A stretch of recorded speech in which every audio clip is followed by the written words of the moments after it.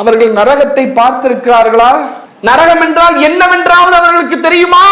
அதன் வெப்பத்தை பற்றி தெரியுமா? அதன் தண்டனையை பற்றி தெரியுமா? இறைவா, அவர்கள் நரகத்தை பார்த்தது கிடையாது.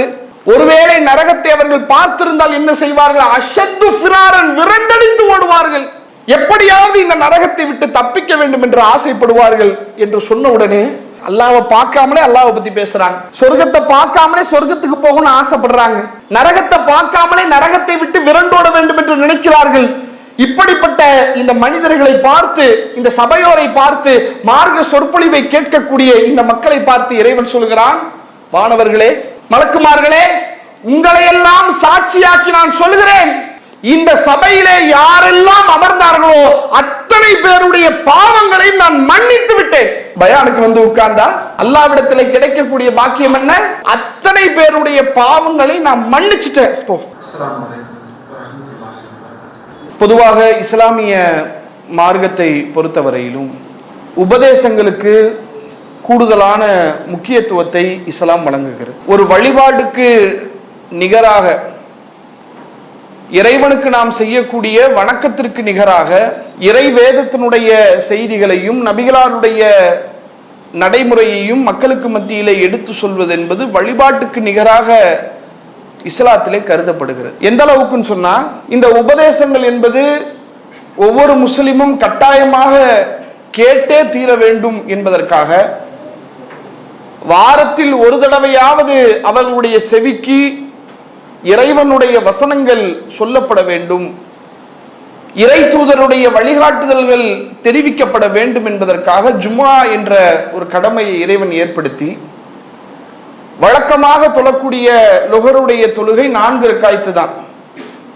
ஆனா ஜும்மாவுக்கு அதை 2ஆ கூட தொழுவுங்க, மிச்ச நேரத்தை உபதேசத்துக்கு பயன்படுத்துங்கள் என்று நபிகள் நாயகம் ஸல்லல்லாஹு அலைஹி வஸல்லம் அவர்கள் ஜும்மாவுடைய உரைக்கு முக்கியத்துவம் தரக்கூடிய அந்த செய்தியை நம்ம பார்க்கிறோம். ஒருவர் ஜும்மாவுடைய தொழுகையில அமர்ந்திருக்கிறார், உபதேசத்தை கேட்டுக்கிட்டு இருக்கிறார். பக்கத்தில் இருக்கக்கூடிய இன்னொரு நபர் வந்து விளையாட்டாக ஒரு கவனக்குறைவான செயல்ல ஈடுபடுறார். இவர் என்ன நினைக்கிறாரு, இப்படி நம்மளை டிஸ்டர்ப் பண்ற மாதிரி இருக்கு, உரையை கேட்க விடாம ஒரு இடையூறு தருவது மாதிரி இருக்கு, தம்பி கொஞ்சம் அமைதியா இருங்க, இந்த வேலையை பார்க்காதீங்க, பயான கேளுங்க என்று அவர் செய்யக்கூடிய தவறை நான் திருத்துகிறேன். நான் வீணான விளையாட்டை செய்யல, நான் என்னுடைய நேரத்தை வீணடிக்கல. இன்னொருவர் அந்த உபதேசத்தை கேட்காம அலட்சியமா இருக்கிறாரு, அவரை கூப்பிட்டு பயான கேளுங்க என்று நான் சொன்னால் ஃபக்கது லகவுத்த, நீ ஜும்மாவை வீணடித்து விட்டாய் என்றார்கள் நபிகள். அப்படியானால் எந்த விதமான செயல்பாடுகளும் இருக்கக்கூடாது. நுட்பமாக என்ன சொல்லப்படுகிறது என்பதை, சொல்லப்படக்கூடிய செய்திகளை செவியை தீட்டி வைத்து நீங்கள் கேட்க வேண்டும் என்று அந்த ஜும்மா மேடையிலே சொல்லப்படக்கூடிய உபதேசங்களுக்கு இந்த அளவுக்கு மார்க்க முக்கியத்துவம் தரக்கூடிய காட்சியை நம்ம பார்க்கிறோம். அதே போல நபிகள் நாயகம் ஸல்லல்லாஹு அலைஹி வஸல்லம் அன்னவர்களுடைய வாழ்க்கையை நீங்க எடுத்து பார்த்தீங்கன்னு சொன்னா, எந்தெந்த இடங்களிலெல்லாம் மக்கள் அதிகமாக குழுமுகிறார்களோ அந்த இடங்களிலெல்லாம் அல்லாஹ்வுடைய தூதரவர்கள் அந்த மக்களுக்கு தேவையான அறிவுரைகளை சொல்லிக்கொண்டே இருக்கிறார்கள். ஒரு அன்சாரி தோழர் இறந்து விடுகிறார். இப்ப இறந்த அந்த நபரை அடக்கம் செய்வதற்காக அடக்க ஸ்தலத்துக்கு போறாங்க, மக்கள்லாம் வந்திருக்கிறாங்க. அப்ப அந்த மக்கள் இவ்வளவு பேர் இங்க வந்திருக்கிறாங்க, இந்த நேரத்துல அந்த மக்களுக்கு ஒரு உபதேசத்தை நம்ம சொல்லணும் என்று அல்லாஹ்வுடைய தூதர் அவங்க என்ன செய்யறாங்க, மன்னரையினுடைய வேதனைகளை பற்றி, அங்கே நடக்கப்படக்கூடிய விசாரணைகளை பற்றி, நல்லவராக இருந்தால் அவருடைய விசாரணை எப்படி இருக்கும், தீயவராக பாவியாக இருந்தால் அவருடைய விசாரணை எப்படி இருக்கும் என்பது போன்ற அந்த செய்திகளை அந்த இடத்துல அந்த மக்களுக்கு அல்லாஹ்வுடைய தூதர் அவங்க சொல்றாங்க. அதே மாதிரி ஒரு வியாபார ஸ்தலத்துக்கு போறாங்க. பொதுவாக கடைத்தெரு என்றாலே மக்கள் பரபரப்பா இருப்பாங்க இல்லையா? இன்னைக்கு கூட எப்படின்னு சொன்னா, காசை கொடுத்து என்ன பண்றோம், பொருளை வாங்குறோம். காசு கூட இன்னைக்கு பரவலா கிடையாது, எல்லாம் என்னதான் டிஜிட்டல் கரன்சி, பையில ஒரு 10 பைசா கிடையாது. சில நேரங்களில் பையில காசு இல்லாம போறதுக்கே பயமா இருக்குது. இந்த கூகுள் பே, போன் பே, பேடிஎம் நம்பி நம்ம வெளியே போயிடுவோம். நம்ம என்ன நினைப்போம், டீ கடைக்கு தானே போறோம், ஒரு டீ குடிச்சிட்டு வர போறோம், அதுக்கு எதுக்கு காசு எடுத்துக்கிட்டு, போன்ல தான் காசு இருக்குது, அக்கௌண்ட்ல காசு இருக்குன்னு சொல்லி போனை எடுத்துட்டு போறோம். என்னமோ தெரியல, அங்க போய் வச்சு பார்த்துட்டே சுத்திக்கிட்டே இருக்குது. ஒரு ஓனர் மேல எங்கேயும் போய் இவன் கொடுப்பானா மாட்டானா, இல்ல அப்படியே நம்ம மூஞ்சிக்கு முன்னாடி போனை சுத்திட்டு ஓடிடுவானா, இன்னும் நமக்கு அக்சஸ் ஆகல, அப்படியே பார்த்துக்கிட்டே இருப்பாரு. இப்ப இந்த பலாக்கு நம்ம பேசாட்டு காசு எடுத்துட்டு போயிடலாம் என்கிற அளவிற்கு இன்னைக்கு இந்த பொருளாதாரத்தினுடைய மாற்றத்தின் காரணமாக இது மாதிரியான வழிமுறைகளை நம்ம கையாளுறோம். ஆனா நபிகள் நாயகம் ஸல்லல்லாஹு அலைஹி வஸல்லம் காலகட்டத்தில் பண்ட மாற்று முறை தான் அதிகமா இருந்துச்சு. ஒரு நாணயமும் இருந்துச்சு, ஆனா பண்ட மாற்றுங்கிற விஷயம் தான் அதிகமா இருந்தது. பேரிச்சம்பளத்தை கொடுத்துட்டு பாலாடை கட்டிய வாங்கிப்பாங்க, அது இது மாதிரி ஒரு பொருளை கொடுத்து இன்னொரு பொருளை வாங்குறது, இது மாதிரியான முறை தான் நபிகளாருடைய காலகட்டத்தில் வியாபாரத்தில் அதிகமா இருந்துச்சு. அப்ப அந்த மாதிரி வியாபாரம் செய்யக்கூடிய ஒரு கடை தெருக்கு ரசூலுல்லாஹ் போறாங்க, மக்கள் பார்த்தா ரொம்ப பரபரப்பா இருக்கிறாங்க. இங்க இருந்து ஒரு பொருளை தூக்கிட்டு போய் அங்க கொடுக்க, அங்க இருந்து ஒரு பொருளை தூக்கிட்டு வந்து இங்க வைக்க, இப்படிங்கிற மாதிரியான பரபரப்புல மக்கள் இருக்கக்கூடிய சந்தர்ப்பத்தில் அல்லாஹ்வுடைய தூதர் அவங்க என்ன செய்யறாங்க, அந்த இடத்துல அந்த மக்களுக்கு தேவையான மார்க்க அறிவுரையை இறை தூதர் அவர்கள் சொல்லக்கூடிய அந்த செய்திகளை எல்லாம் நம்ம பார்க்கிறோம். அப்ப இந்த மாதிரி நபிகள் நாயகம் ஸல்லல்லாஹு அலைஹி வஸல்லம் அவர்களும் இறைவனும் தன்னுடைய திருமறையிலே பல கட்டங்களாக உபதேசங்கள் என்பது அவசியமான ஒன்று, அறிவுரை என்பது தேவையான ஒன்று, உபதேசங்கள் தான் மனிதனுடைய வாழ்க்கையை சீர்படுத்தக்கூடியதாக சரிப்படுத்தக்கூடியதாக பாவங்களை விட்டு மனிதனை காக்கக்கூடிய ஒரு கேடயமாக இருக்கிறது என்று மார்க்கம் நமக்கு பல கட்டங்களாக அறிவுரை சொல்கிறது. அதே போல இந்த ரமலானுடைய மாதத்தை அடைந்திருக்கக்கூடிய நாம இந்த ரமலானுடைய மாதத்தில் பகல் நேரத்தில் நோன்பு நோக்கிறோம், இரவு நேரங்களிலே உபரியான வணக்க வழிபாடுகளை சுன்னத்தான தொழுகைகளை நாம நிறைவேற்றுறோம். அதோடு சேர்த்து இது மாதிரியான சொற்பொழிவுகளையும் நம்ம கேட்கிறோம் இல்லையா, தொடர்ச்சியாக பயான்களை நம்ம கேட்கிறோம். இப்ப நம்ம கேட்கக்கூடிய கேள்வி என்னன்னா, எதுக்காக உபதேசங்களை கேட்கணும், ஏன் பயான் கேட்கணும்? வந்தோம், தொழுதோம், திக்ர் பண்ணோம், துவா கேட்டோம், போக வேண்டியது தானே. ஏன் நாம உபதேசங்களை கேட்க வேண்டும், என்ன காரணம்?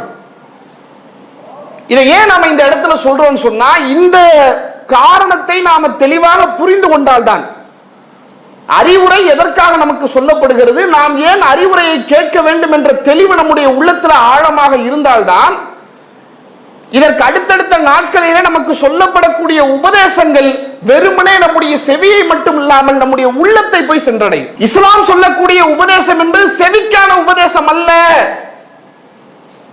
கேட்டுட்டு போவதற்காக அல்ல, உன்னுடைய உள்ளத்திற்கான உபதேசம் தான் திருமறை குர்ஆன் பேசுகிறது. நாம எதுக்காக பயானுக்கு வந்திருக்கிறோம் அப்படியே யோசிச்சு பாருங்க. சிலர் நினைக்கலாம், என்ன ஒரு கேள்வின்னு கேட்கறீங்க, இது வருஷம் வருஷம் நடக்கிறது தானே, வருட வருடம் ரமலான் வந்தா தொழுகை நடத்துவாங்க, அதுக்கு பிறகு பயான் நடத்துவாங்க, வருஷம் வருஷம் நம்ம கலந்து போய் இதெல்லாம் இயல்பா இயற்கையா உள்ளது தானே, இதுல போயிட்டு நம்ம இன்னும் அலசி ஆராய்வதற்கு ஒண்ணுமே இல்லையே, வருட வருடம் நடக்கிறது, இந்த வருடமும் நடக்குது, வருஷம் வருஷம் கலந்துப்பேன், இந்த வருடமும் கலந்துக்கிட்டேன், அவ்வளவுதான் என்ற காரணத்தை சிலர் சொல்லலாம். சிலர் சொல்லலாம், இல்லைங்க அதுல பேசக்கூடிய பேச்சாளர்களுக்காக நான் வரேன், நல்ல கருத்துக்களை சொல்லுவாங்க, புதுசா சொல்லுவாங்க, ஒரே செய்தி தான், ஆனா அவங்க சொல்லக்கூடிய விதம் எப்படி இருக்கும், நல்லா இருக்கும், டிஃபரெண்டா இருக்கும், புதிய புதிய உதாரணங்களோடு என்ன பண்ணுவாங்க, விளக்கி சொல்லுவாங்க, அதுக்காக நான் வரேன்.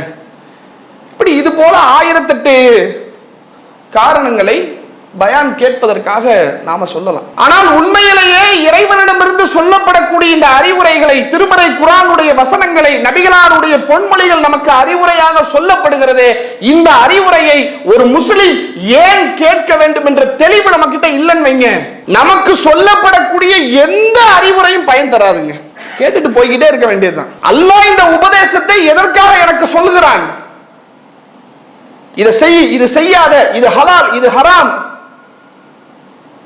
இதை விட்டு விலகிரு, இதை ஆர்வத்தோட செய்யி, ஏராளமான கட்டளைகள், ஏராளமான சட்டங்கள், ஏராளமான உபதேசங்கள், ஏராளமான வரலாற்று செய்திகள். திருக்குர்ஆனை திருப்பி பாருங்க, இந்த நபியை பார், அவருடைய கொள்கை பிரச்சாரத்தை பார், அவர் எப்படி அந்த மக்களிடத்துல உபதேசம் செய்கிறார் அதை பாரு, அவ்வளவு சிக்கல்கள் பிரச்சனைகள் வரும்போது அவர் உறுதியா இருந்தாரே, அந்த உறுதியை பாரு. நபிமார்களுடைய வரலாற்று செய்திகள் ஒரு புறம் அறிவுரையாக சொல்லப்படுகிறது, இன்னொரு புறத்திலே கடந்த காலகட்டத்திலே வாழ்ந்த தீயவர்கள், பாவிகள், அநியாயக்காரர்கள் எவ்வளவு மோசமா நடந்திருக்கிறான் பத்தியா, எவ்வளவு அநியாயங்கள் விஷயங்களை செஞ்சிருக்கிறான் பத்தியா? அவரிடத்துல அதிகாரம் இருக்கிறது, அவரிடத்துல ஆட்சி இருக்கிறது என்பதற்காக எத்தனை பெரும் அட்டூழியங்களை அன்றைய கால மக்களிடத்திலே செய்திருக்கிறார்கள் பாத்தியா? ஆனா அவர்களுடைய கடைசி நிலைமை எப்படி ஆச்சு, அவர்களுடைய முடிவு எப்படி போச்சு என்று அந்த தீயவர்களுடைய வரலாறு செய்திகள். இப்படி பல கோணங்கள்ல அல்லாஹ் நமக்கு ஏராளமான அறிவுரைகளை சொல்கிறானே, இந்த அறிவுரைகளை எல்லாம் நாம் ஏன் கேட்க வேண்டும்? என்ன அவசியம்? தொழுகிறோம், நோன்பு வைக்கிறோம், துவா கேட்கிறோம், திக்ர் பண்றோம், அப்படியே போய்கிட்டு இருக்க வேண்டியதுதானே. உபதேசங்களை நாம் ஏன் கேட்க வேண்டும் என்ற தெளிவு நம்முடைய உள்ளத்திலே ஆழமாக இருக்க வேண்டும் சகோதரர்களே. பொதுவாக மனித வாழ்க்கையில நாம எதை செய்வதாக இருந்தாலும் அதனுடைய காரண காரியத்தை விளங்கி செஞ்சோன்னு வைங்க, அதில் ஒரு உயிரோட்டம் இருக்கும். ஒரு வேலையை செய்யறோம், இதை ஏன் செய்யணும், எதுக்கு செய்யணும், செய்யாவிட்டால் நமக்கு என்ன நஷ்டம், செஞ்சா நமக்கு என்ன லாபம், இதை ஒரு மனிதன் என்றைக்கு விளங்கி அந்த வேலையை செய்யறானோ அப்போதுதான் அதை ஆத்மார்த்தமாக செய்வான், உணர்வு பூர்வமாக செய்வான், உயிரோட்டத்தோட செய்வான். அதனால்தான் அல்லாஹ் என்ன செய்யறான், தன்னுடைய திருமறையில முஸ்லிம்கள் கடைபிடிக்க வேண்டிய ஏராளமான கட்டளைகளை இறைவன் சொல்கிறான். அந்த கட்டளைகளிலே வணக்க வழிபாடுகள் தொடர்பான கட்டளைகள் நமக்கு சொல்லப்படுகிறது. மனிதன் படைக்கப்பட்டதனுடைய அடிப்படை நோக்கமே வணங்குவதற்கு தான். இறைவன் தெளிவுபடுத்துறான், வமா ஹலக்கத்துல் ஜின்ன வல் இன்ஸ இல்லா லியஅ்புதூன், என்னை வணங்குவதற்காக வேண்டிய தவிர வேறு எதற்காகவும் மனிதர்களையும் ஜின்னையும் நான் படைக்கவில்லை. உன்னை படைத்ததற்கான நோக்கம் நீ என்னை வணங்க வேண்டும், இதுதான் நோக்கம். இல்ல மனிதர்களுடைய அறிவின் மூலமாக, சிந்தனையின் மூலமாக நிறைய அறிவியல் மாற்றங்கள் வந்திருக்குது, வரட்டும். நிறைய முன்னேற்றம் வந்திருக்குது, வரட்டும். ஆரம்ப காலத்தில் இருந்த அறிவியல் சூழல் இன்றைக்கு இருக்கக்கூடிய விஞ்ஞானம் ஒப்பிட்டு பாருங்கள், எவ்வளவு பெரிய பிரம்மாண்டமான வளர்ச்சி மனித சமூகம் கண்டிருக்குது, இருக்கட்டும். இதுக்காகலாம் உன்னை படைக்கல. உன்னை படைத்ததனுடைய நோக்கம் நீ என்னை வணங்க வேண்டும். நான் எஜமானன், நீ என்னுடைய அடிமை, இல்லையா? அபுதுன்னு சொல்றோம்லங்க, அபுதுங்கிற வார்த்தைக்கு என்ன அர்த்தம்? அடிமை. இறைவா உன்னுடைய அடிமை, நீ என்னுடைய எஜமானன், என்னை நீ வணங்க வேண்டும், அதற்காக மட்டும்தான் உன்னை நான் படைத்திருக்கிறேன் என்று இறைவன் தெளிவுபடுத்துறான். அந்த வணக்கங்களுடைய ஒரு அம்சமாக அல்லாஹ் ரப்புல் ஆலமீன் தன்னுடைய திருமறையில ஒரு இடத்துல சொல்கிறான், ஃபஅகீமு ஸலாத்த, தொழுகையை நீங்கள் நிறைவேற்றுங்கள். இன்ன ஸலாத்த கானத்தல் முஃமினீன கிதாபன் மௌகூதா, இந்த தொழுகை என்பது மூமின்கள் மீது நேரம் குறிப்பிடப்பட்ட கடமையாக இருக்குது. தொழுவுங்க, தொழுவது உங்க விருப்பப்படி தொழக்கூடாது, தொழுகைக்குன்னு சில நேரங்கள் இருக்கு. அந்த நேரத்தில் நீங்க என்ன செய்யுங்க, தொழுகையை நிறைவேற்றுங்க. நீங்க நல்லா யோசிச்சு பாருங்க, அல்லாஹ் ஒரு கட்டளை இடுகிறான், வணக்க வழிபாடை செய்ய வேண்டும். வணங்குவதற்காகத்தான் நாம படைக்கப்பட்டிருக்கோம், அதுல மாற்று கருத்து இல்லை. வணங்குவதற்காக படைக்கப்பட்ட நம்மை பார்த்து ஒரு வணக்கத்தை அல்லாஹ் செய்ய சொல்றான். உன்னை வணங்குறதுக்காக தானே படைச்சிருக்கிறேன், நீ என்ன தொழு, நான் சொல்ற மாதிரி நீ தொழு, நான் சொல்ற நேரத்தில் நீ தொழு என்று ஒரு கட்டளையை அல்லாஹ் சொல்லிட்டான். வெறுமனே இந்த கட்டளையை மட்டும் அல்லாஹ் சொல்லலைங்க, உன்னை எதுக்காக நான் தொழ சொன்னேன் அந்த காரணத்தையும் சேர்த்து அல்லாஹ் சொல்றான். ஆச்சரியப்பட வேண்டிய விஷயம் என்னன்னா, இறைவன் இந்த காரணத்தை நமக்கு தெளிவுபடுத்தணுமா? ஒரு உதாரணம் சொன்னா உங்களுக்கு விளங்கிடும். ஒரு கடையில ஒரு வேலைக்காரர் இருக்காங்க, மாசத்துக்கு இவ்வளவு சம்பளம் என்று சம்பளம் பேசி ஒருத்தர் நம்ம கடைக்கு வேலைக்கு சேர்த்துட்டோம். நம்ம வேலைக்கு சேர்த்த அந்த வேலையாளுக்கு நாம ஒரு வேலை சொல்றோம், எப்ப இந்த பொருளை எடுத்துட்டு வா, இதை போய் எங்க கொடுத்துரு, இதை மாத்தி வை, அதை சரி பண்ணு, அதை தொடச்சு வை, இப்படி ஏதோ ஒரு வேலையை சொல்றோம். நாம் சொல்லக்கூடிய இந்த வேலைக்கு அவனுக்கு நம்ம காரணத்தை சொல்லணுமா? இதை கொண்டு போய் கொடு நான் சொன்னேன்லப்பா, ஏன் தெரியுமா சொன்னேன் என்று நான் அவனுக்கு காரணத்தை சொல்லணுமா? காரணம் சொல்லாட்டி அவன் வேலை செய்ய மாட்டானா? நம்மளே என்ன விளங்கி வச்சிருக்கிறோம், உனக்கு காரணம் சொல்ல வேண்டிய இடத்துல நான் இல்லை, அப்படிதானே? நான் சொன்ன வேலையை நீ செய், கொடுக்க சொன்னா கொடு, வாங்க சொன்னா வாங்கு, சரி பண்ண சொன்னா சரி பண்ணு, சுத்தம் பண்ண சொன்னா சுத்தம் பண்ணு, இதுதான் உன் வேலை, அதுக்கு தான் உனக்கு சம்பளம். நான் எதுக்காக வாங்கணும், நான் எதுக்காக கொடுக்கணும், நான் ஏன் துடைக்கணும், இப்படி கேள்வி கேட்டிருந்தா அவன் ஒரு வேலைக்காரனா இருப்பானா? அல்ல நம்ம தான் வேலைக்கு வச்சுப்போமா? துரத்தி விட்டுருவோம். அல்லாஹ் அக்பர். உலகங்களை எல்லாம் படைத்து பரிபக்குவப்படுத்த ரப்புல் ஆலமீன் எல்லாவற்றையும் ஆட்சி செய்யக்கூடிய இறைவன் என்னுடைய எஜமானன்.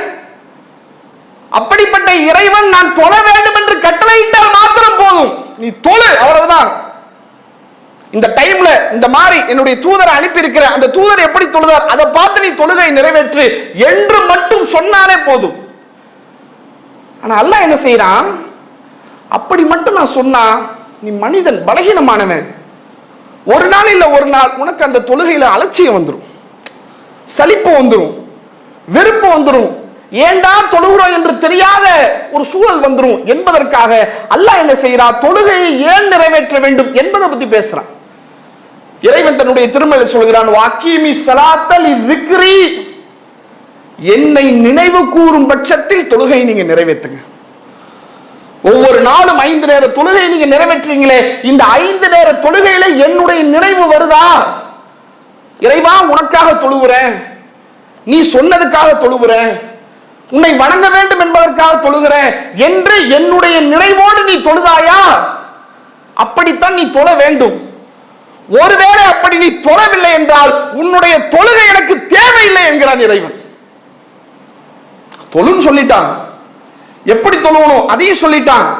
அந்த தொழுகையினுடைய உயிரோட்டத்தை அல்லாஹ் கொண்டு வருவதற்காக அதனுடைய காரணத்தை சொல்றான். அந்த தொழுகையினுடைய நினைப்பு இருக்கணும். சும்மா இப்படி தக்பீர் கட்டுறது விஷயமே இல்லைங்க. என்ன புரிஞ்சு வச்சிருக்கிறோம் இறைவனை, தக்பீர் கட்டுறது, ருக்கு செய்யறது, சுஜூத் செய்யறது, நீண்ட நெடிய வசனங்களை ஓதி அப்படியே மணிக்கணக்கில் அதெல்லாம் செய்யணும், உள்ளதுதான். அடிப்படை என்ன, உயிரோட்டம் என்ன, இதையெல்லாம் நீ செய்ய. இதற்கு முன்பாக அந்த தொழுகையில என்னுடைய நினைவு இருக்கும். அல்லாஹு அக்பர் என்று தக்பீர் கட்டும் போது இறைவா நீ எவ்வளவு பெரியவன், நீ மிகப்பெரியவன், நான் ரொம்ப சாதாரணமானவன், நீ சொன்னதுக்காக இந்த தொழுகையை நான் நிறைவேற்ற இறைவா என்ற அந்த உயிரோட்டத்தோட நீ தொழுகையை நிறைவேற்று.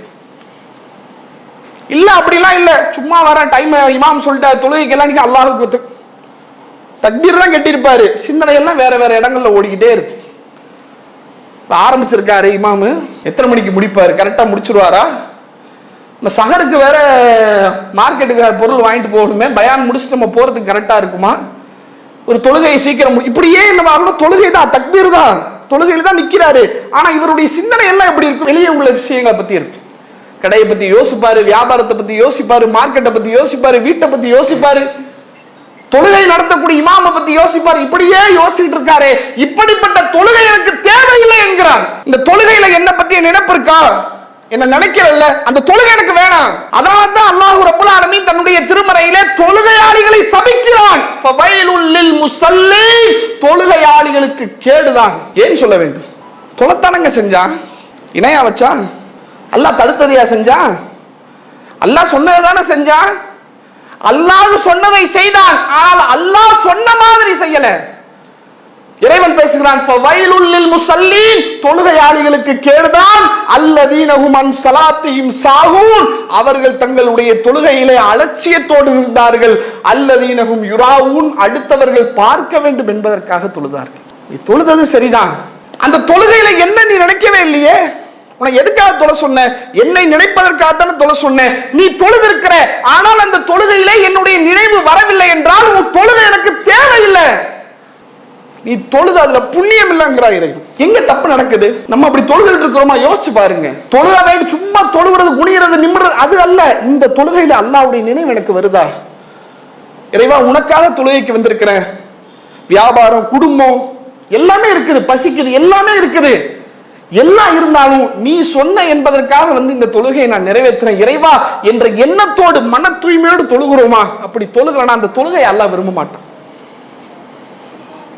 இதை ஏன் சொல்றேன்னா, இது போல ஒவ்வொரு வணக்க வழிபாடுகளை அல்லாஹ் சொல்லும் போது அந்த வணக்க வழிபாட்டினுடைய காரணத்தை அல்லாஹ் தெளிவுபடுத்துறான். தொழுகிறியா, இதற்காக நீ தொழுகணும், நோன்பு வைக்கிறியா, இதற்காக நோன்பு வைக்கணும், ஹஜ் செய்யறியா, இதற்காக ஹஜ் செய்யணும், குர்பானி கொடுக்கிறியா, இதற்காக குர்பானி கொடுக்கணும். ஒவ்வொரு வணக்க வழிபாடுகளுடைய காரணத்தை இறைவன் தெளிவுபடுத்துறான். எதற்காக, அந்த வணக்க வழிபாடுகளை செய்யும் போது மன தூய்மையோட செய்யணும், உயிரோட்டத்தோட செய்யணும். ஏன் செய்யறோம், எதுக்கு செய்யறோம் என்பதை விளங்கி செய்யணும். அப்படியானால் இன்றைக்கு நாம இது போன்ற அறிவுரைகளை கேட்கிறோமே, உபதேசங்களை கேட்கிறோமே, ஏன் கேட்க வேண்டும்?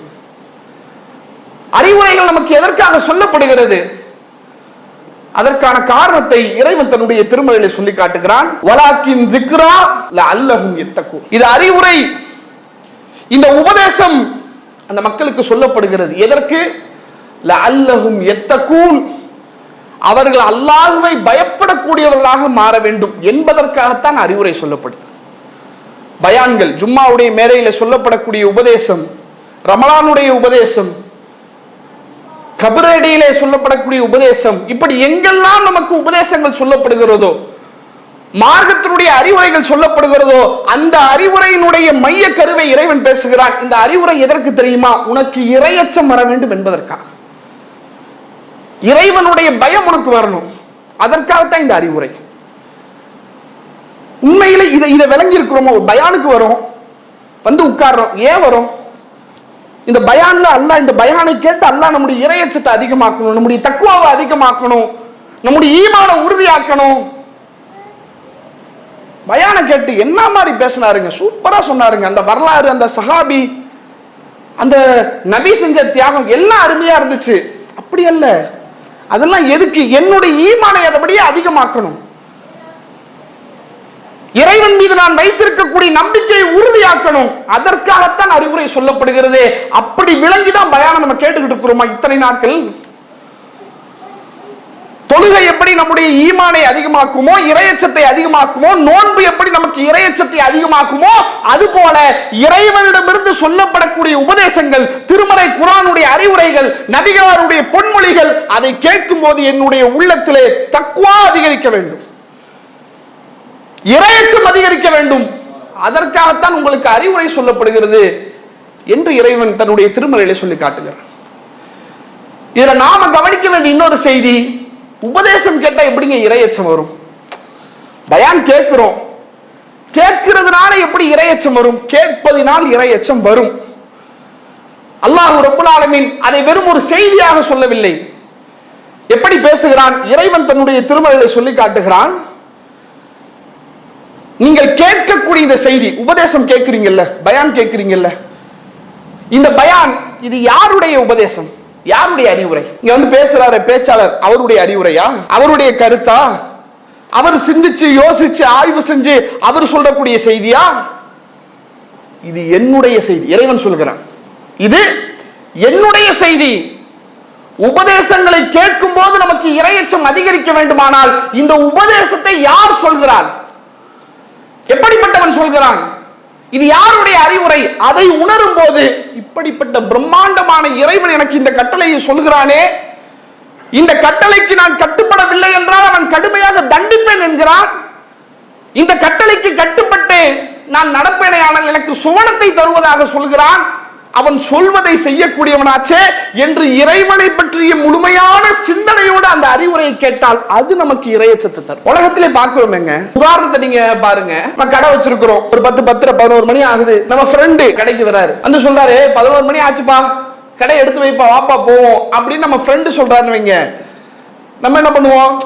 உட்காருப்பா, கொஞ்ச நேரம் உட்காருப்பா, 10 நிமிஷத்துல எடுத்து வச்சிருவோம், ஒரு 5 நிமிஷத்துல எடுத்து வச்சிருவோம். அவர் சொல்றாரு கடையை எடுத்து வைன்னு, நம்ம ஃப்ரெண்டு சொல்றாரு, பெருசா தெரியாது. நம்ம ஃப்ரெண்ட் வந்து ஒரு 5 நிமிஷத்துல ஒரு 2 போலீஸ் வேன் வந்து நிக்குது. உள்ள இருந்து நல்ல 3 ஸ்டார் போட்டு பார்க்கவே ஆஜானுபாகவா ஒரு போலீஸ் வந்து ஒருத்தர் வெளியே வந்து கடை எடுத்து வைங்க, டைம் ஆயிடுச்சு இப்படி சொன்னா நமக்கு எப்படி இருக்கு? நல்லா யோசிச்சு, ரெண்டுமே ஒண்ணுதானே. கடை எடுத்து வை, டைம் ஆச்சு நம்ம ஃப்ரெண்டு சொல்றாரு, கடை எடுத்து வை டைம் ஆச்சுன்னு ஒரு போலீஸ்காரர் சொல்றாரு. இந்த ரெண்டுல எது நமக்கு பயத்தை ஏற்படுத்துது? போலீஸ்காரர் சொல்றதை கேட்டா பயம் வருது. ஏன்?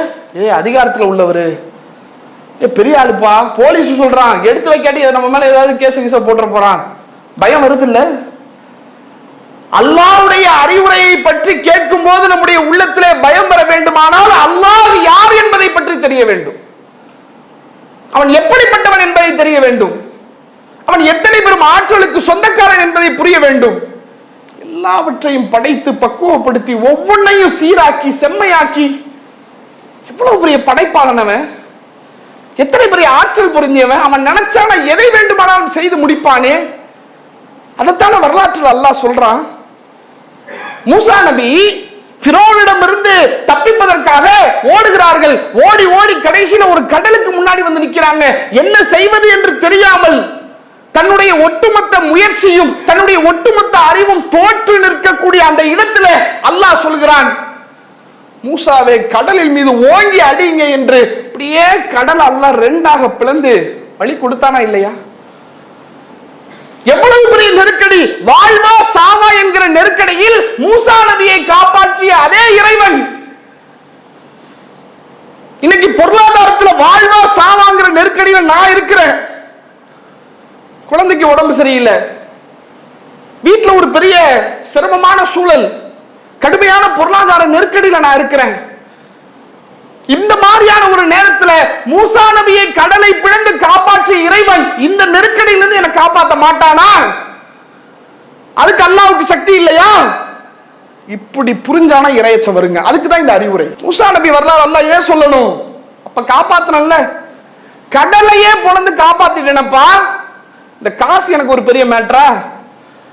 இந்த பணம் எனக்கு ஒரு பெரிய மேட்டரா? என்கிட்ட கேளு, நான் உனக்கு தரதுக்கு தயாரா இருக்கிறேன். இந்த வரலாற்றை கொண்டு வந்து அப்படியே பொருத்தி பார்த்தால் இறையச்சம் அதிகரிக்குமா இல்லையா? இப்ராஹிம் நபி நெருப்பு குண்டத்திலே தூக்கி வீசி எறியப்படுகிறார்கள். காப்பாற்றுவதற்கு ஒரு நபர் கூட இல்லை. ஒட்டுமொத்த ஊரே இப்ராஹிம் நபிக்கு எதிராக நிற்கிறார்கள். அதனால தான் இறைவன் சொல்கிறான், இன்ன இப்ராஹிம கான உம்மத்தன் காணித்தா, இவர் தனித்த வலிமை மிக்க ஒரு சமுதாயமாக இருந்தார் என்றார். ஒரு ஆள் தான் ஒரு சமுதாயத்தை எதிர்த்து நிற்கிறாங்க. வா மோதி பார்த்துடலாம்.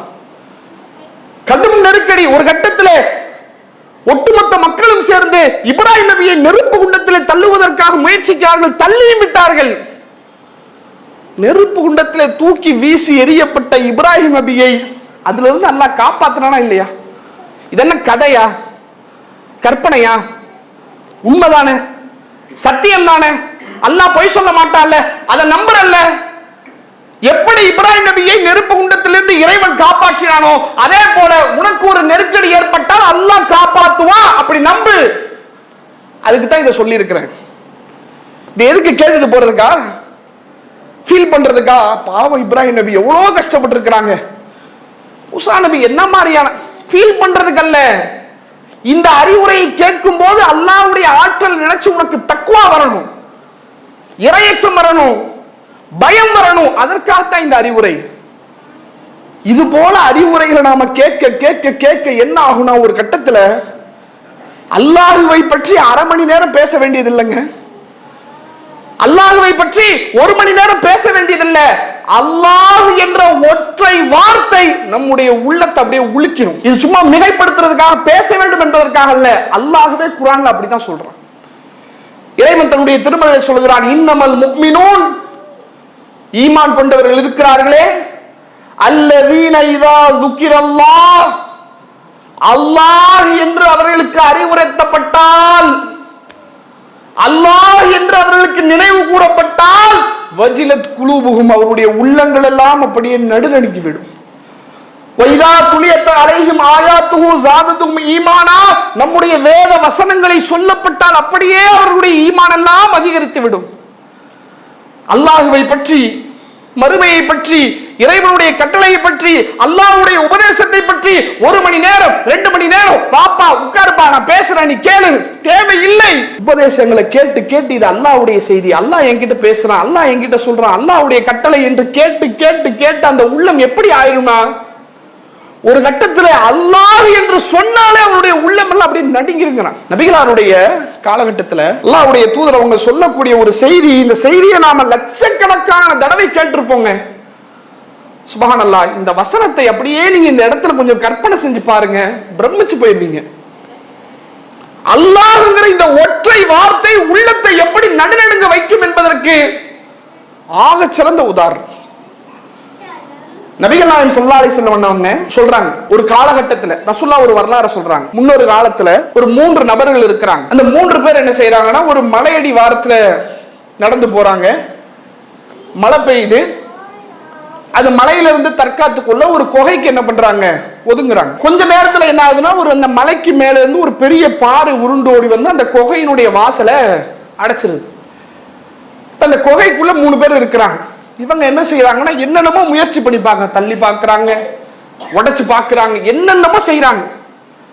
கடைசியில் அந்த 3 பேர் சேர்ந்து ஒரு முடிவு எடுக்கிறாங்க. நாம தனிப்பட்ட முறையில் அல்லாஹ்வுக்காக சில அமல்களை செஞ்சிருப்போம்ல, அதை அல்லாஹ் கிட்ட சொல்லி துவா கேட்போம், உதவி கேட்போம், அல்லாஹ் நமக்கு உதவி செய்வான். என்று 3 பேரும் பேசி 3 பேரும் ஆளுக்கு ஒரு பிரார்த்தனையை அல்லாஹ்விடத்துல கேட்கிறாங்க. அந்த 3 நபர்கள்ல ஒரு நபர் அல்லாஹ்விடத்திலே கேட்கக்கூடிய அந்த பிரார்த்தனை, அந்த சூழல், அவர் சொல்றாரு, அவர் அல்லாஹ்ட்ட பேசுறாரு, இறைவா, என்னுடைய உறவுக்கார பெண்மணி ஒருத்தவங்க இருக்காங்க, அந்த உறவுக்கார பெண்ணை நான் அளவு கடந்து நேசிச்சேன். அவர் சொல்றாரு, உலகத்துல எந்த ஆணும் எந்த பெண்ணையும் எப்படி நேசிப்பானோ அதை விட அதிகமாக கடுமையாக அந்த பெண்ணின் மீது நான் அன்பு வச்சிருந்தேன், ரொம்ப நேசிச்சேன். அந்த பொண்ணை எப்படியாவது அடைஞ்சிடணும் என்ற ஆசையில நான் இருந்தேன். அதை அந்த பொண்ணுகிட்ட போய் வெளிப்படுத்தவும் செய்யறாரு, எனக்கு ரொம்ப பிடிச்சிருக்கு, என்ன கட்டிக்க என்று. அவங்களுக்கு அதுல விருப்பம் இல்லை, மறுத்துறாங்க. ஒரு கட்டத்தில் அந்த பெண்ணிற்கு ஏதோ ஒரு நெருக்கடி போல அவங்க சொல்றாங்க, நீ 100 தங்க காசை என்கிட்ட கொடுத்தன்னு சொன்னா உன் ஆசைக்கு நான் இணங்குறேன் என்று அவங்க சொல்றாங்க. இவர் என்ன செய்யறாருன்னா, அந்த பெண்ணின் மீது இருந்த ஆசையின் காரணமாக, மோகத்தின் காரணமாக, இவர்கிட்ட இல்ல, எப்படியாவது நம்ம சேர்க்கணும் என்று கடுமையாக உழைக்கிறார். உழைத்து காசையெல்லாம் எடுத்துறாரு, 100 தங்க காசை எடுத்து கொண்டு போய் அந்த பெண்ணினுடைய கையில கொடுத்துறாரு. என்ன ஒப்பந்தம், என்ன பேசணும், காசு கொடுத்துட்டா என்னுடைய ஆசைக்கு நீ இணங்கி வந்துருவ, இதுதானே ஒப்பந்தம், இதான பேச்சு. சரி, காசை கொடுத்தாச்சு. கொடுத்து விட்டு இந்த சூழல், யாரும் இல்லை, ஒரு தனி அறையில ஒரு தனி இடத்துல இவரும் அந்த பெண்ணும் மட்டும்தான். ஹதீஸ்கள்ல பார்க்கிறோம், ஃபலம்மா காத்து பைன ரிஜலைஹா, அந்த பெண்ணினுடைய 2 கால்களுக்கு மத்தியிலே நான் அமர்ந்திருந்தேன். அவர் கேட்கிறார், அல்லாஹ்விடத்துல சொல்றார், காலத், அந்த நேரத்தில் தவறு செய்வதற்கான அனைத்து வாய்ப்புகளும் இருக்கிறது, தடுப்பதற்கு ஒருவரும் இல்லை, யாருக்கும் தெரியாது. தனி இடத்துல தனி அறையில நானும் அந்த பெண்ணு மட்டும்தான். எந்த அளவுக்கு, மிக நெருக்கமாக, அந்த தவறு செய்வதற்கான அனைத்து முகாந்திரங்களும் சுற்றி சூழ இருக்கக்கூடிய அந்த சந்தர்ப்பத்திலே அந்த பெண்ணிற்கு மிக நெருக்கமாக நான் அமர்ந்திருக்கிறேன். காலத், அந்த நேரத்தில் அந்த பெண்மணி சொல்கிறார், இத்தகில்லா, அல்லாஹ்வை நீ பயந்து கொள், வலா தஃபுல்லுல் ஹாத்திம இல்லா பிஹக்கி, முத்திரையை அதனுடைய உரிமை இல்லாமல் நீ பிரித்து விடாதே. என்னோடு நீ சேர வேண்டுமானால் ஒன்று திருமணத்தின் மூலமாகத்தான் இந்த குடும்ப வாழ்க்கையில் ஈடுபட முடியும். மார்க்கம் தடுத்த அடிப்படையிலே என்னை அடைய வேண்டும் என்று நீ ஆசைப்படாதே. இத்தகில்லா, அல்லாஹ்வை நீ பயந்து கொள் என்று சொன்னான். அந்த வார்த்தையை கேட்ட உடனே அந்த பெண்ணை விட்டு நான் விலகி வந்துட்டேன். சொல்லிவிட்டு கேட்கிறா, இறைவா, இந்த காரியத்தை நான் உனக்காகத்தான் செஞ்சேன் என்று நீ நினைச்சா இந்த நெருக்கடியிலிருந்து என்னை காப்பாத்திரைவா. அல்லாஹ் என்று சொன்னால் உள்ளங்கள் எப்படி நடுங்கும், இப்படி நடுங்கும். தவறு செய்வதற்கான அனைத்து வாய்ப்புகள் இருக்கிறது, தடுப்பதற்கு ஒருவரும் இல்லை, கண்டுபிடிப்பதற்கு ஒருவரும் இல்லை, நம்மை குறிவைத்து பேசுவதற்கு ஆள் இல்லை. தவறு செய்ய நாம் இருக்கிறோம், அதற்கேற்ற சூழல் இருக்கிறது, எல்லாம் இருக்குது. ஆனால் அந்த இடத்திலே சொல்லப்பட்ட ஒரே ஒரு வார்த்தை, அல்லாஹ்வை பயந்து கொள் என்று சொன்ன அந்த ஒரு வார்த்தை பாவத்தை விட்டு அவர் அப்படியே தூக்கி அடிக்கிறேன். அதாங்க இறையச்சம்ங்கிறது. இந்த இறையச்சம் எப்ப கிடைக்கும்? உபதேசங்களை கேட்க கேட்க கேட்க அல்லாஹ் என்ன செய்வான், நம்முடைய உள்ளத்தை அதுக்கேற்ற போல மாத்திருவான். அல்லாஹ்வை பற்றி நினைக்கப்பட்டால், அல்லாஹ்வுடைய சொல் சொல்லப்பட்டால், அல்லாஹ்வுடைய பேச்சை கேட்டால், அப்படியே நம்முடைய சிந்தனைகள் எல்லாம் அதை நோக்கி போகக்கூடிய வகையிலே அல்லாஹ் நம்முடைய உள்ளத்தை மாற்றி விடுவான். அதனால்தான் இறைவன் என்ன செய்கிறான், மார்க்கத்தினுடைய உபதேசங்களை திரும்ப திரும்ப திரும்ப திரும்ப சொல்லிக்கொண்டே இருக்கிறான்.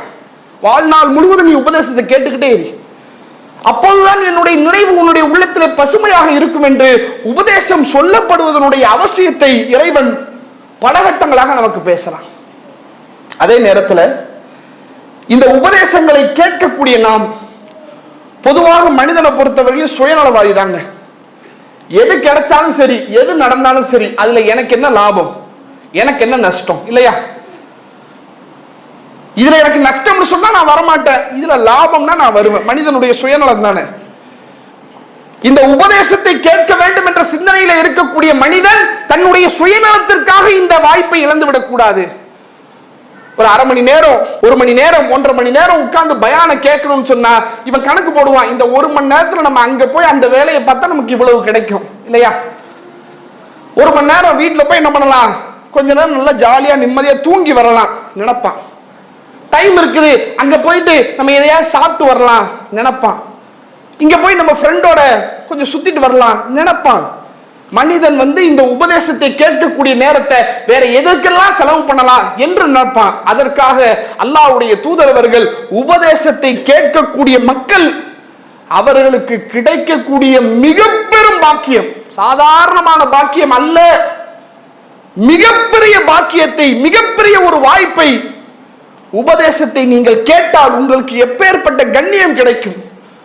உங்களை அல்லாஹ் எந்த அளவுக்கு நேசிக்கிறான், உங்களை அல்லாஹ் எந்த அளவுக்கு விரும்புகிறான், உங்களை எந்த இடத்துல அல்லாஹ் வைக்கிறான் என்பதை அல்லாஹ்வுடைய தூதர் அவர்கள் சொல்லக்கூடிய ஒரு செய்தி சஹீஹ் புகாரியிலே 6408 என்ற எண்ணிலே நாம பார்க்கக்கூடிய ஒரு செய்தி. அல்லாஹ்வுடைய தூதர் அவங்க சொல்றாங்க, இறைவன் என்ன செய்வான்னு சொன்னா, ஏராளமான வானவர்களை அல்லாஹ் படைச்சிருக்கிறான் இல்லையா? பலகட்ட பணிகளுக்கு ஏராளமான வானவர்கள் படைக்கப்பட்டிருக்கிறார்கள். அந்த வானவர்களில் ஒரு சில நபர்கள் இருக்கிறாங்க. அவர்களுடைய வேலை என்னன்னு சொன்னா, இந்த உலகத்தினுடைய எல்லா பகுதிகளையும் அப்படியே சுற்றி கொண்டே இருப்பார்களாம். எங்கெல்லாம் இறைவனை பற்றி பேசப்படுகிறதோ, இறைவனை நினைவு கூறப்படுகிறதோ, மார்க்கத்தினுடைய உபதேசங்கள் பரிமாறிக்கொள்ளப்படுகிறதோ, அந்த சபைக்கு மேலே வானவர்கள் அமர்ந்து தங்களுடைய ரெக்கைகளை விரித்துக் கொள்வார்கள். யோசிச்சு பாருங்க, இன்னைக்கு நம்ம அந்த மாதிரியான ஒரு சபையில உட்கார்ந்து இருக்கிறோம். அல்லாஹ்வுடைய தூதர் அவர்கள் சொன்னது போல நம்முடைய சபைக்கு மேலே வானவர்கள் தங்களுடைய ரெக்கைகளை விரித்த நிலைமையில் அப்படியே அமர்ந்திருக்கிறாங்க. அமர்ந்து விட்டு இங்க என்னென்ன செய்திகளை அவங்க பேசிக்கிட்டு இருக்கிறாங்க, நம்ம என்ன நினைக்கிறோம், நான் பேசுறதை நீங்க கேட்கிறீங்க என்று நினைக்கிறோம். நாம பேசக்கூடிய செய்திகளை இங்கே அமர்ந்திருக்கக்கூடிய நபர்களை வானவர்கள் என்ன செய்யறாங்கன்னா, மேலே அமர்ந்து ரெக்கைகளை விரித்து இங்கே சொல்லப்படக்கூடிய செய்திகளை எல்லாம் அவங்க உள்வாங்கிட்டு இருப்பாங்களாம். வாங்கிவிட்டு நேரா அவங்க என்ன செய்வாங்க, இறைவனிடத்தில் சென்று விடுவார்கள். அந்த நேரத்தில் அல்லாஹ்வுக்கும் இந்த வானவர்களுக்கும் மத்தியிலே நடக்கக்கூடிய ஒரு உரையாடல், அற்புதமான பாக்கியங்களை இறைவன் அறிவிக்கக்கூடிய, மிக பிரம்மாண்டமான பரிசை இறைவன் அறிவிக்கக்கூடிய ஆக சிறந்த ஒரு உரையாடலை அல்லாஹ்வுடைய தூதரவர்கள் சொல்கிறார்கள். நபிகள் நாயகம் ஸல்லல்லாஹு அலைஹி வஸல்லம் அவர்கள் சொல்கிறார்கள், அல்லாஹ்விடத்திலே வானவர்கள் வருவார்களாம். வரும்போது ஃபயஸ்அலுஹும் ரப்புஹும் வஹுவ ஆலமு மின்ஹும், அல்லாஹ் வானவர்களிடத்திலே ஒரு கேள்வியை கேட்பானாம். எப்படிப்பட்ட நிலையில் வானவர்கள் என்ன பதிலை சொல்லுவாங்கன்னு அல்லாஹ்வுக்கு தெரியும்.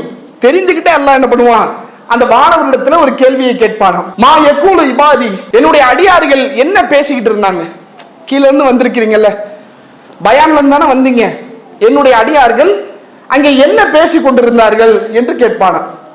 அப்போது வானவர்கள் சொல்லுவார்கள், காலு யகூலுன யுஸப்பிஹுனக வ யுகப்பிருனக வ யஹ்மிதுனக வ யம்ஜிதுனக, இறைவா உன்னுடைய அடியார்கள் உன்னை புகழ்ந்து கொண்டிருக்கிறார்கள், இறைவா உன்னை நினைத்துக் கொண்டிருக்கிறார்கள், உன்னை பெருமைப்படுத்திக் கொண்டிருக்கிறார்கள்.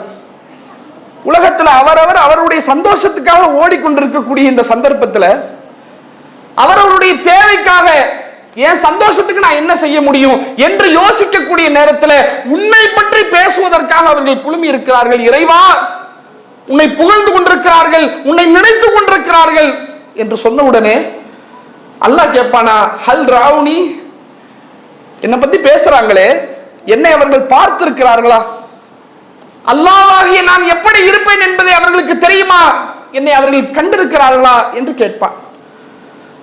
அதற்கு வானவர்கள் சொல்லுவார்கள், இறைவா ஃபயகூலுன லா வல்லாஹி மா ரஅவுக, இறைவா அவர்கள் ஒருபோதும் உன்னை கண்டது கிடையாது. உடனே அல்லாஹ் கேட்பானா, ஒருவேளை அவர்கள் என்னை பார்த்தால் என்ன செய்வார்கள், என்னை பார்க்கல, என்னை பார்க்காமலே என்னை பற்றி பேசிக் கொண்டிருக்கிறார்களே, என்னை புகழ்ந்து கொண்டிருக்கிறார்களே, ஒருவேளை அவர்கள் என்னை பார்த்தால் என்ன செய்வார்கள், இறைவா லவ் ரஅவுக, உன்னை மட்டும் ஒருவேளை அவர்கள் பார்த்திருப்பார்களே ஆனால் கானு அஷத்துலக்க இபாதத்தன் வ அஷத்துலக்க தம்ஜீதன் வ அக்ஸருலக்க தஸ்பீஹன், இறைவா உன்னை அவர்கள் பார்த்திருந்தால் புகழ்ந்து கொண்டே இருப்பார்கள், உன்னை பெருமைப்படுத்திக் கொண்டே இருப்பார்கள், தஸ்பீஹ் செய்த நிலைமையிலே இருப்பார்கள். அப்படிப்பட்டவன் நீ, உன்னை பார்க்காமலே உன்னை பற்றி அவர்கள் பேசுகிறார்கள், இறைவா உன்னை நினைத்துக் கொண்டிருக்கிறார்கள் இறைவா என்று சொன்ன உடனே அல்லாஹ் அப்படியே சந்தோஷம் அடைவான. அடைந்து விட்டு அல்லாஹ் அடுத்து கேட்பான, மா யஸ்அலுனி, என்ன வேணும் அவர்களுக்கு, என்னிடத்தில் அவர்கள் என்ன கேட்கிறார்கள், என்ன எதிர்பார்க்கிறார்கள், வானவர்கள் சொல்வார்கள் எஸ் அலூனக ஜன்னா, இறைவா அவர்கள் சொர்க்கத்தை கேட்கிறார்கள். இறைவா, இந்த உலகத்திலே சுகம் தேவையில்லை, உலகத்திலே நிம்மதி தேவையில்லை, உலகத்திலே சந்தோஷம் தேவையில்லை, நான் இந்த உலகத்திலே இறைவனுக்காக செலவிடக்கூடிய இந்த நேரத்திற்கு இறைவன் எனக்கு சொர்க்கத்தை தர வேண்டும் என்று அவர்கள் ஆசைப்படுகிறார்கள். அல்லாஹ் பதிலுக்கு கேட்பானா, அவர்கள் சொர்க்கத்தை பார்த்திருக்கிறார்களா? சொர்க்கத்தினுடைய இன்பம் எப்படி இருக்கும் என்று தெரியுமா? சொர்க்கத்தினுடைய மகிழ்ச்சி எப்படி இருக்கும் என்று தெரியுமா என்று கேட்டவுடனே வானவர்கள் சொல்லுவார்கள், இறைவா அவர்கள் சுவனத்தை பார்த்தது கிடையாது. ஒருவேளை அவர்கள் சொர்க்கத்தை பார்த்திருந்தால் என்ன செய்வார்கள்? இறைவா அவர்கள் சொர்க்கத்தை பார்த்திருந்தால் இந்த ஒட்டுமொத்த உலகத்தையும் அதற்காக அவர்கள் விற்று விடுவார்கள், கடுமையாக போட்டி போடுவார்கள், சொர்க்கத்திற்காக கடும் பாடுபடுவார்கள் என்று சொல்கிறார்கள். அதற்கடுத்து இறைவன் கேட்கிறான், எதை விட்டு அவர்கள் பாதுகாப்பு தேடுகிறார்கள்? என்ன வேணும் அவர்களுக்கு? அவங்க கேட்டது சொர்க்கத்தை, கேட்ட இன்னொன்னு நரகத்துக்கு போயிடக்கூடாதுன்னு நினைக்கிறாங்கல்ல, அதை பத்தி கேட்கிறான். அவர்கள் எதை விட்டு பாதுகாப்பு தேடுகிறார்கள்? அப்போது வானவர்கள் சொல்வார்கள், எக்கூலூன மினன்னார், இறைவா அவர்கள் நரகத்தை விட்டு பாதுகாப்பு தேடுகிறார்கள், நரகத்திற்கு போய்விடக் கூடாது என்று நினைக்கிறார்கள், நரகத்தினுடைய ஜுவாலை கூட தன் மீது பட்டுவிடக் கூடாது என்று ஆசைப்படுகிறார்கள். சொன்ன உடனே இறைவன் கேட்பானாம், அவர்கள் நரகத்தை பார்த்திருக்கிறார்களா? நரகம் என்றால் என்னவென்றாவது அவர்களுக்கு தெரியுமா? அதன் வெப்பத்தை பற்றி தெரியுமா? அதன் தண்டனையை பற்றி தெரியுமா? இறைவா அவர்கள் நரகத்தை பார்த்தது கிடையாது. ஒருவேளை நரகத்தை அவர்கள் பார்த்திருந்தால் என்ன செய்வார்கள்? அஷத்து ஃபிராரன், விரண்டடித்து ஓடுவார்கள், எப்படியாவது இந்த நரகத்தை விட்டு தப்பிக்க வேண்டும் என்று ஆசைப்படுவார்கள் என்று சொன்ன உடனே இந்த செய்திகளை எல்லாம் வாங்கிவிட்டு அவன் அல்லாஹ்வை பத்தி பேசுறாங்க, அல்லாஹ்வை பார்க்காமலே அல்லாஹ்வை பத்தி பேசுறாங்க, சொர்க்கத்தை பார்க்காமலே சொர்க்கத்துக்கு போகணும்னு ஆசைப்படுறாங்க, நரகத்தை பார்க்காமலே நரகத்தை விட்டு விரண்டோட வேண்டும் என்று நினைக்கிறார்கள். இப்படிப்பட்ட இந்த மனிதர்களை பார்த்து, இந்த சபையோரை பார்த்து, மார்க்க சொற்பொழிவை கேட்கக்கூடிய இந்த மக்களை பார்த்து இறைவன் சொல்கிறான், வானவர்களே, மலக்குமார்களே, உங்களை எல்லாம் சாட்சியாக்கி நான் சொல்கிறேன், இந்த சபையிலே யாரெல்லாம் அமர்ந்தார்களோ அத்தனை பேருடைய பாவங்களை நான் மன்னித்து விட்டேன். பயானுக்கு வந்து உட்கார்ந்தா, இந்த சபையில உட்கார்ந்தா அல்லாஹ்விடத்தில் கிடைக்கக்கூடிய பாக்கியம் என்ன? இந்த சபையில யாரெல்லாம் அமர்ந்தார்களோ அத்தனை பேருடைய பாவங்களை நான் மன்னிச்சுட்டேன். ஒரு வானவர் கேட்கிறார், இறைவா அந்த சபையில ஒரு மனிதர் வந்து அமர்ந்தார், ஆனா அவர் பயானுக்காக வரல, சும்மா வந்து உட்கார்ந்துட்டு போனார். ஒரு 10 நிமிஷம் உட்காருவோம், போயிருவோம், ஒரு வேலை இருக்கு, 11 மணிக்கு தான் வேலை, ஒரு அரை மணி நேரம் உட்கார்ந்து கேட்போம், டைம் ஆனவொன்னு நம்ம போயிடலாம், இப்படி ஒரு சிந்தனையில ஒருத்தர் வந்து உட்கார்ந்து இருக்கிறார். இவருக்கு மன்னிப்பு இருக்கிறார், ஏன்னா அவர் பயானுக்காக வரல, அந்த நோக்கத்துக்காக வரல, சும்மா வந்து உட்காரவோம்னு உட்கார்ந்து இருக்கிறாரு. இவரையுமா நீ மன்னிக்க போற? அல்லாஹ் சொல்கிறான், ஃபஹுவ ஜலீஸ், வந்து உட்கார்ந்துட்டார்ல, அவர் நோக்கம் என்ன வேணா இருந்துட்டு போட்டோம், வந்து உட்கார்ந்துட்டார்ல, உட்கார்ந்ததுக்காகவே அவருடைய பாவத்தை சேர்த்து நான் மன்னிக்கிறேன், என்னுடைய அருளை விட்டு யாரும் விலக மாட்டார்கள் என்று அல்லாஹ் ரப்பல் ஆலமீன் உபதேசங்களை கேட்கக்கூடியவர்களுக்கு மகத்தான மாபெரும் பரிசை அல்லாஹ் அறிவிக்கிறான். இந்த அறிவிப்பை, இந்த வாய்ப்பை நாம் இழக்க போகிறோமா இல்லையா? யோசிச்சு முடிவெடுங்க. பயான் கேட்பது இறையச்சத்திற்காக, கேட்கக்கூடிய அந்த சபையிலே கலந்து கொண்டால் நம்முடைய பாவங்களை அல்லாஹ் மன்னிக்கிறாங்க. என்ன செஞ்சுட்டோம்? நம்ம என்னங்க பண்ணோம்? ஒரு தொழுகிறோம், தொழுகையின் மூலமாக அல்லாஹ் பாவத்தை மன்னிக்கிறான் என்று சொன்னா கூட, ஆமாப்பா தொழுகிறோம், ஒழு செய்யறோம், வந்து நிக்கிறோம், குர்ஆன் வசனங்களை ஓதுறோம், துஆ கேட்கிறோம், பாவ மன்னிப்பு கேட்கிறோம், அல்லாஹ் மன்னிக்கிறான், அதை ஏத்துக்கலாம், சரிதான். கஷ்டப்படுறாருல்ல, நோன்பு வச்சிருக்கிறோம், அல்லாஹ் பாவத்தை மன்னிக்கிறான், சரிதான். சாப்பாட்டை இழக்கிறாரு, குடிமானத்தை இழக்கிறாரு, தன்னுடைய தனிப்பட்ட தேவைகளை இழக்கிறாரு, எல்லாத்தையும் உதறி தள்ளிட்டு உட்கார்ந்து இருக்கிறாரு, அதனால அல்லாஹ் பாவத்தை மன்னிக்கிறான், சரிதான், ஏற்றுக்கொள்ளலாம். நீ உபதேசத்தை கேட்டாலே உன் பாவத்தை மன்னிக்கிறேன் என்கிறான். இதுல என்ன கஷ்டப்பட்டோம்? நம்ம என்ன சிரமம் இருக்குது? இதுல என்ன தியாகம்? ஒண்ணுமே இல்ல. உனக்கு அவ்வளவு நன்மை. ஏன் இப்படி நன்மை அல்லாஹ் வாரி வழங்குறான்? உபதேசம் அந்த அளவுக்கு தேவையானது. இந்த உலகத்திலே உன்னுடைய சுயநலத்திற்காக, இந்த உலகத்திலே உன்னுடைய அற்ப இன்பதற்காக அல்லாஹ்வுடைய உபதேசத்தை கேட்பதில் நீ அலட்சியமாக இருந்திராதே, நீ வந்து கேளு, உன்னுடைய பாவத்தை எல்லாம் நான் மன்னிக்கிறேன் என்கிறான். அது மட்டுமல்ல, ஒருவேளை இந்த உபதேசங்கள் கேட்கப்பட்டு எல்லாம் சொல்லியாச்சு, உபதேசங்களை ஏன் கேட்கணும் சொல்லியாச்சு, கேட்டால் அல்லாஹ்விடத்திலே கிடைக்கக்கூடிய பிரம்மாண்டமான கூலி என்ன அதையும் சொல்லியாச்சு. ஒருவேளை உபதேசத்தை கேட்டு அதன் அடிப்படையில் நடக்கல, பயான் கேட்டாச்சு, பயான்ல சொல்றாங்க தொழுகையை பத்தி சொல்றாங்க, தர்மத்தை பத்தி சொல்றாங்க, நோன்பை பத்தி சொல்றாங்க, ஒரு தீமையை பத்தி சொல்றாங்க, புறம் பேசுறத சொல்றாங்க, பொய் பேசுறத சொல்றாங்க, வட்டிக்கு வாங்குறத சொல்றாங்க, விபச்சாரம் ஏதோ என்னென்ன மார்க்கத்திலே சொல்லப்பட்டிருக்கோ அந்த செய்திகள் எல்லாம் உபதேசத்தின் வாயிலாக கேட்கிறோம். கேட்டுவிட்டு அதன் அடிப்படையில் நாம நடக்கல. நீ சொன்னதை சொல்லிட்டு போ. பயான கேட்டா தெரிஞ்சிருவனா? பயானை கேட்டால் பொழுதுருவனா? நன்மையை செஞ்சிருவனா? அதெல்லாம் நான் என் வேலை என்னவோ அதைத்தான் நான் செய்வேன். உங்க வேலை பயான் பண்றது, என் வேலை பயான் கேட்கறது, அவ்வளவுதான். அதுல என்ன சொல்லி இருக்கு, எப்படி சொல்லி இருக்கு, ஏன் சொல்லி இருக்கு, அதெல்லாம் எனக்கு தேவையில்லை. ஏதோ ஜும்மாவுக்கு ஒரு 1/4 மணி நேரம் 20 நிமிஷம் வந்து உட்காரணும், கேட்டேன், தொழுதேன், போனேன், அவ்வளவுதான். இப்படிங்கிற சிந்தனையில மாத்திரம் உபதேசங்களை நாம் கேட்டால், அல்லாஹ்வுடைய உபதேசங்களை கேட்டுவிட்டு அதை புறக்கணித்து அதற்கு மாற்றமான ஒரு காரியத்தை நாம் செய்வோமையானால் நம்மை விட அல்லாஹ்விடத்திலே சபிக்கப்பட்டவர் யாரும் இல்லை. நம்மை விட அல்லாஹ்விடத்திலே மிகப்பெரிய அநியாயக்காரன் யாரும் இல்லை. நம்மை விட அல்லாஹ்விடத்திலே மிகவும் கோபத்திற்குரியவன் யாரும் இல்லை. அவ்வளவு கடுமையாக அல்லாஹ் பேசுறான். இறைவன் தன்னுடைய திருமறையிலே சொல்கிறான், ஒமன் அல்லம மிம்மன் துக்கிர பி ஆயாத்தி ரப்பிஹி. தன்னுடைய இறைவனின் இறை வசனங்கள் சொல்லப்பட்டு சும்மா ஆரல அன்ஹா, அதை புறக்கணித்து செல்கிறானே, இவனை விட அநியாயக்காரன் யார் இருக்க முடியும்? இன்னாமினல் முஜ்ரிமீன முன்தகிமூன். இப்படிப்பட்ட பாவிகளை கடுமையாக நான் தண்டிப்பேன், விட்டுற மாட்டேன். தொழுவுங்கன்னு சொல்லி இருக்கிறேன், தர்மம் செய்யுங்கன்னு சொல்லி இருக்கிறேன், பொய் பேசாதன்னு சொல்லி இருக்கிறேன், புறம் பேசாதன்னு சொல்லி இருக்கிறேன், உறவுகளோட இணைத்து வாழுன்னு சொல்லி இருக்கிறேன். சொல்லப்பட்ட உபதேசம் அவன் காது வரைக்கும் வந்துடுச்சு, எல்லாம் கேட்டாச்சு. கேட்டுட்டு இவன் பழைய மாதிரியே இருக்கிறான்னு சொன்னா இவனை விட அநியாயக்காரன் யாரும் கிடையாது. தெரியலன்னா பிரச்சனை, எனக்கு இதை பத்தி தெரியாதுங்க. ஒரு இஸ்லாத்துல ஒரு சட்டம் இருக்குது, இந்த சட்டத்தை பத்தி எனக்கு தெரியாதுங்க, இப்பதாங்க நான் கேள்விப்படுறேன், இப்படி ஒரு முறை இருக்குன்னு எனக்கு தெரியாதுங்க. தெரியாட்டி பிரச்சனை இல்ல மார்க்கத்துல.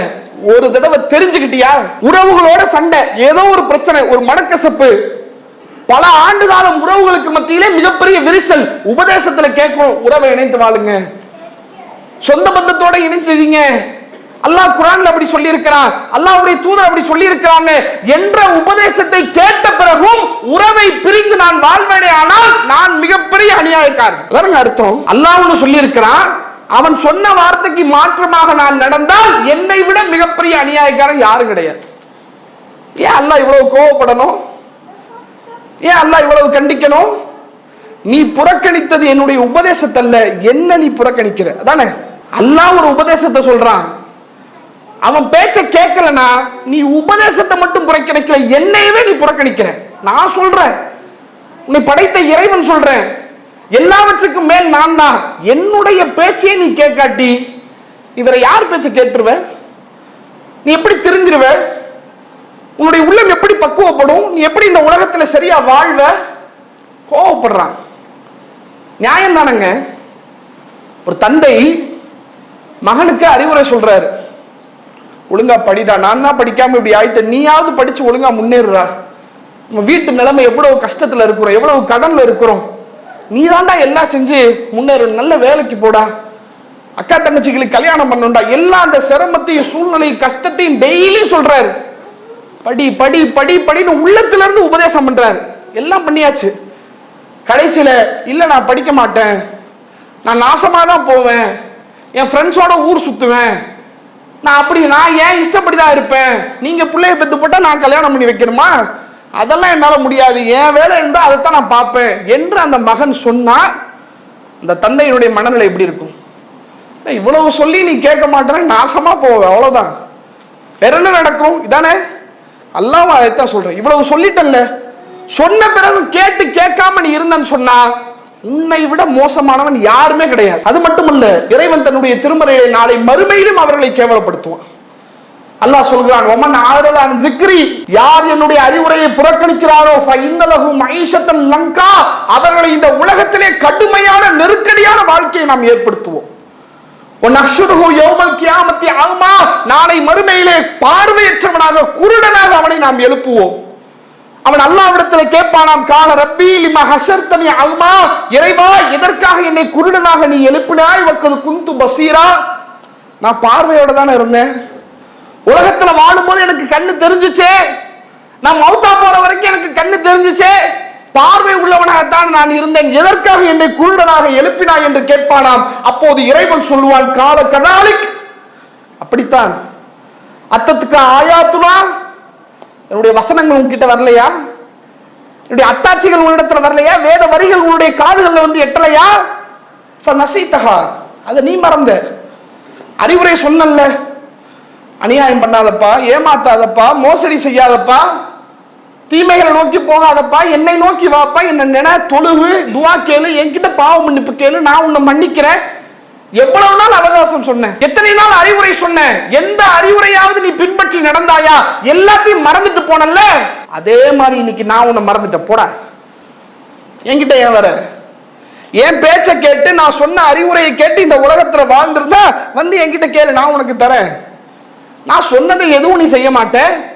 உன் மனம் போன போக்குல உன்னுடைய இஷ்டப்படி இந்த உலகத்துல வாழ்ந்துட்டு என்கிட்ட இந்த நேரத்துல வந்து கூலி கேட்ட நான் தருவனா?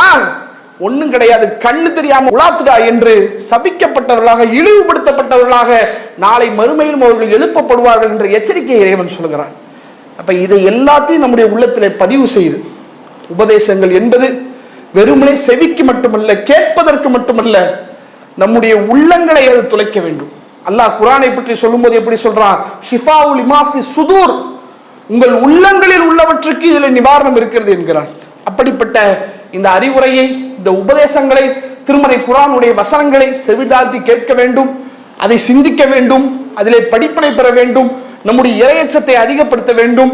அதை கேட்பதன் மூலமாக அமரக்கூடிய சபையிலே நமக்கு கிடைக்கக்கூடிய பாக்கியத்தை நாம் உணர வேண்டும். அதுதான் இந்த உலகத்திலும் நாளை மறுமையிலும் நமக்கு மிகப்பெரிய வெற்றியை ஏற்படுத்தும். இதையெல்லாம் புரிந்து கொண்டு, இந்த அடிப்படையெல்லாம் விளங்கி நாம அடுத்தடுத்த உபதேசங்களை கேட்கும் போது அல்லாஹ் நாடி அது நமக்கு பயனளிக்க கூடும்.